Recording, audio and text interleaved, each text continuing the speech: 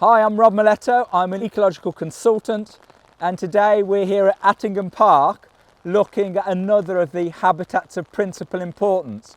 Today, on this really quite wet day in mid-April, we'll be looking at traditional orchards, and this is part of the Nature Recovery Network Habitat Mapping Project.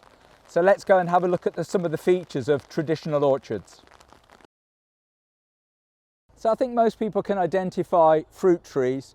If it's an apple tree, in the summer it'll have small apples on it. If it's a pear tree, obviously pears, cherries. Nut trees, which also make up traditional orchards, tend to be either hazelnuts, which again most people can identify, or walnuts, which are a bit trickier.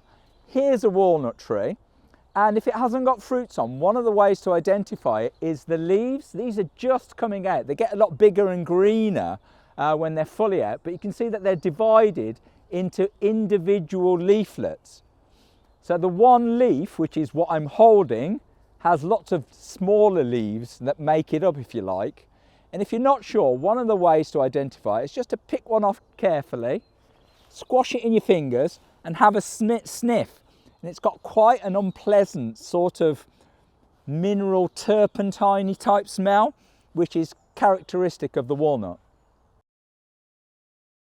So traditional orchards are pretty much what it says on the tin.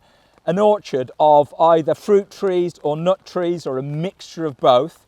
Here we're by an old big apple, and that's really the feature of them. They have old mature trees over permanent pasture, normally with lots of flowers. And these old trees mature relatively quickly for trees, probably 30 or 40 years, whereas oak trees, you're talking 100, 200 years.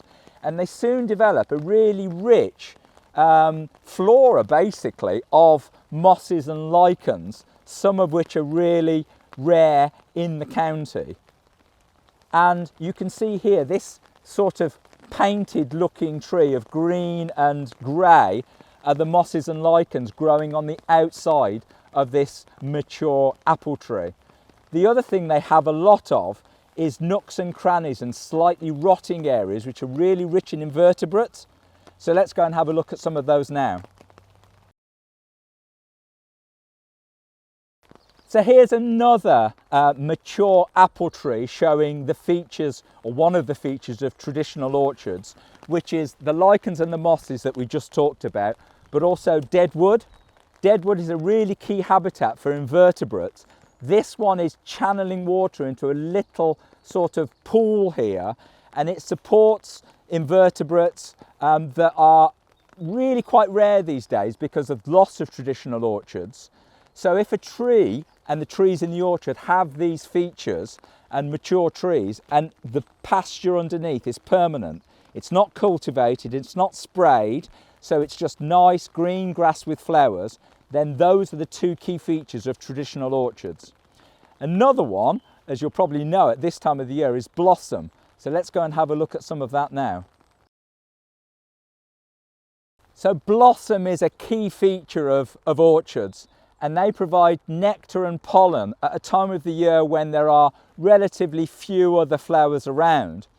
And if it was a sunny day, this would be absolutely buzzing with bees and hoverflies all after that nectar and pollen, providing a really valuable service as well in terms of getting the apples later in the year.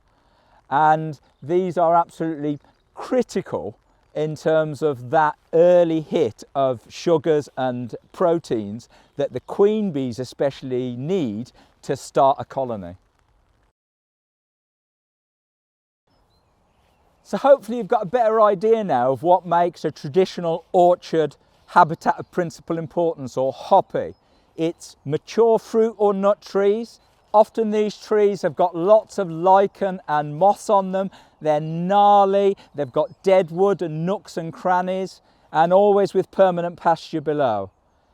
If you get stuck, there's not that much you need to know more about the flowers and the trees, but if you do, find a friendly botanist or have a look in books, and there's even apps that help you identify plants and flowers these days. So good luck.